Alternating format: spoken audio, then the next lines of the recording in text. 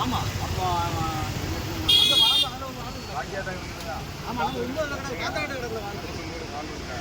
எனக்கு அடுத்த தண்ணி இங்கெல்லாம்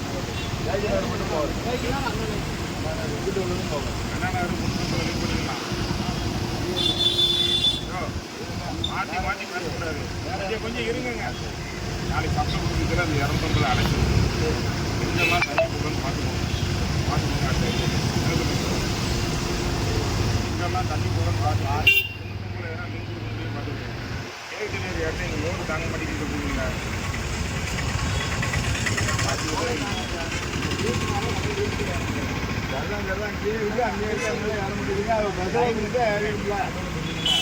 காண மாட்டிக்கலப்பா தண்ணி என்னப்பா வாயில தொடங்க மாட்டேங்கிற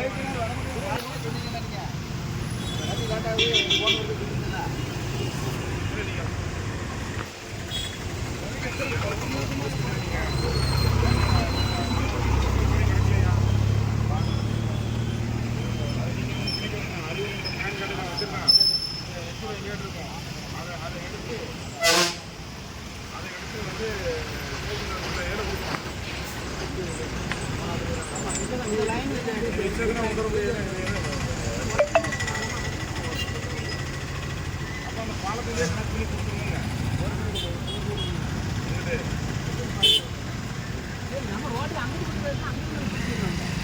தூத்துக்குடி மாநகராட்சியில் கடந்த 4 ஆண்டுகளாக முன்னுக்கூட்டி வரைக்கும் 5 நாள் 6 நாளைக்கு தான் தண்ணி வந்துச்சு.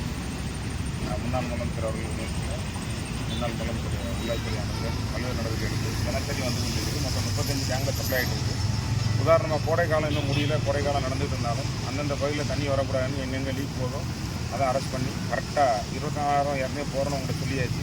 இப்போ அங்கங்கே குடிநீர் பணியை முக்கியத்துவம் கொடுத்து நடைபெற்று கொண்டிருக்கிறது. அதில் ஒரு பகுதி தான் அண்ணா நகர் சிமெண்ட் ரோடு. பொதுமக்கள் கோரிக்கை எடுத்து ஒரு லீக் வருந்தாங்க. அந்த சிமெண்ட் ரோடை